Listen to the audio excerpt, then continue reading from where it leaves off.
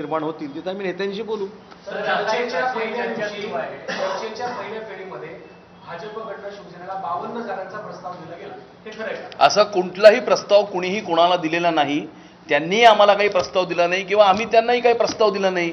या कुठल्याही जागेच्या संदर्भामध्ये चर्चा ही पहिल्या मीटिंगमध्ये झाली नाही. इलेक्शन मॅनेजमेंटच्या संदर्भामध्ये चर्चा झाली, कॅम्पेनच्या संदर्भामध्ये चर्चा झाली, जाहीरनाम्याच्या संदर्भामध्ये चर्चा झाली, टॉकिंग पॉईंट्सच्या संदर्भामध्ये चर्चा झाली. अशी कोणतीही चर्चा पहिल्या बैठकीमध्ये झाली नाही. दुसऱ्या बैठकीमध्ये जागांच्या संदर्भामध्ये चर्चा झाली आहे आणि त्याच्यामध्ये 150 जागांवर आमचं एकमत झालेलं आहे.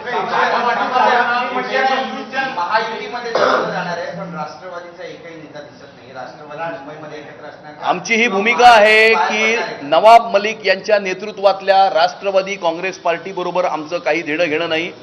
नवाब मलिक याच्यावरती गंभीर अशा प्रकारचे आरोप आहेत आणि अशा आरोपांपासून ते जोपर्यंत निर्दोष मुक्त होत नाहीत तोपर्यंत त्यांच्याबरोबर आम्ही कोणतेही संबंध ठेवणार नाही. राष्ट्रवादीचे नेते नवाब मलिक आहेत ना मुंबईसाठी, आणि राष्ट्रवादीने नवाब मलिकावरती जबाबदारी मुंबई महानगरपालिकेची दिलेली असल्यामुळे आम्ही त्यांच्याबरोबर युती करू इच्छित नाही.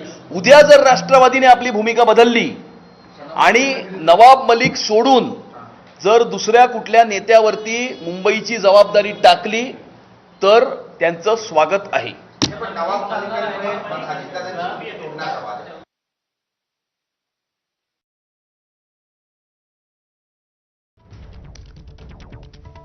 ना पण नवाब मलिकांवर मुंबई महानगरपालिकेची जबाबदारी दिल्यामुळे आमचा आक्षेप आहे. त्यांच्यावर जबाबदारी नसेल, उद्या ते म्हणाले हे आमचे नेते आहेत, दुसरे कोणतरी आहेत, मग त्यांचं स्वागत आहे. पण अशी एक चर्चा आहे की सना मलिक यांच्यावर जबाबदारी दिली, जर सना मलिक आल्या तर तुमची काय भूमिका आहे? नवाब मलिक असं आहे, अशी कोणताही प्रस्ताव किंवा अशी कोणतीही चर्चा आमच्यापर्यंत आली नाही. ज्या वेळेला अशी चर्चा येईल त्यावेळेला आम्ही आमची भूमिका जाहीर करू. पण सर प्रश्न असा आहे की युतीमध्ये लढणार हे तुम्ही मान्य करता आहात, तर जागा वाटपाची तुमची चर्चा सुरू आहे. जागा वाटपावर युती तुटणार नाही हे ठाम आहात? नक्कीच युती कुठल्याही विषयावरनं तुटणार नाही. जागा वाटप सोडा, इतर कुठल्याही विषयावरनं युती तुटणार नाही. कारण मुंबईकर मोठ्या अशा अपेक्षांनी आमच्या सर्वांकडे पाहत आहेत आणि त्यामुळे मुंबईकरांचं स्वप्न पूर्ण करणं हे आमचं कर्तव्य आहे आणि त्यामुळे मुंबईकरांच्या अपेक्षा या आम्हाला पूर्ण करायच्या आहेत आणि त्यामुळे आम्ही त्याच्याकरता कटिबद्ध आहोत. विधानसभा निवडणुकीत नागपूरच्या अधिवेशनाच्या दरम्यान शिंदे साहेब आणि रवींद्र चव्हाण यांची बैठक झाली. त्या बैठकीनंतर असं दावा केले होते की एकमेकांच्या विरोध असलेले फोडायचे नाही. म्हणजे सावंत सातव यांना घेऊन वांगरे यांच्या विरोधात त्याची ताकद द्यायचा प्रयत्न भाजप करून पाहताय का, किंवा असा एक चर्चेचा विषय की 2029ला निवडणुकीत खासदार काय देणार नाही. मला असं वाटतं की याच्यावर जरतरवर चर्चा करण्यात काहीच अर्थ नाही. प्रज्ञा सातव जर भाजपामध्ये जात असतील तर त्या काँग्रेस पक्षाच्या विधान परिषदेच्या आमदार आहेत आणि तिथं कुठेही आमच्या आमदारांना धोका होणार आहे किंवा तिथं काहीतरी BJP उभं करणार आहे अशातला गैरसमज करून घेण्याची पण काही गरज नाही.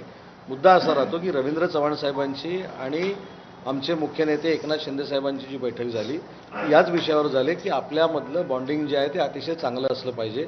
त्याच्यामुळं मुख्यमंत्री महोदयांनी देखील सांगितलं की एकामेकाकडचे पदाधिकारी किंवा एकामेकाकडचे माजी आमदार किंवा लोकप्रतिनिधी घेऊ नये अशा पद्धतीला आमचा निर्णय झालेला आहे आणि त्याच बेसवरती चर्चा झालेली होती.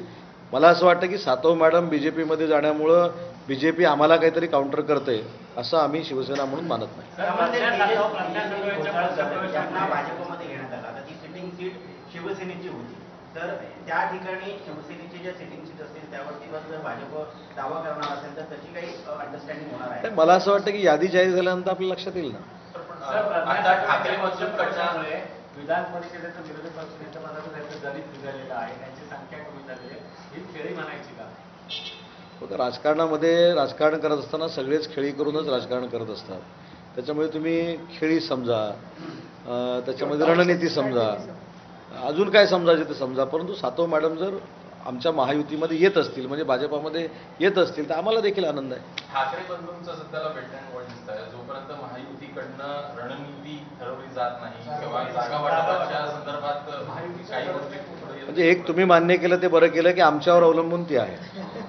म्हणजे आमच्यामध्ये जे कोण सुटतील किंवा जे कोण राहतील त्यांच्याकडे ते जातील की आमच्याकडे आहे. त्याच्यामुळे त्यांची परिस्थिती काय आहे हे आम्ही सांगण्यापेक्षा तुम्हीच सांगितलं त्याबद्दल धन्यवाद. पहिली गोष्ट अशी आहे की बंडखोरीची जर आम्हाला काळजी असती तर 150 जागा आमच्या फायनल झाल्या हे आम्ही जाहीरच केलं नसतं. त्याच्यामुळं आमची पार्टी म्हणजे भाजपा असेल किंवा शिवसेना असेल किंवा RP असेल, आम्ही केडर बेस आहोत. आमचं नेतृत्व देखील शिंदेसाहेबांचं असेल किंवा देवेंद्रजींचं असेल किंवा आठवले साहेबांचं असेल, हे नेतृत्व मानणारी पार्टी आहे. त्याच्यामुळे असं कुठेही काय होणार नाही. जे वेट अँड वॉचच्या भूमिकेत आहे त्यांच्यासाठी मी हे बोलतो.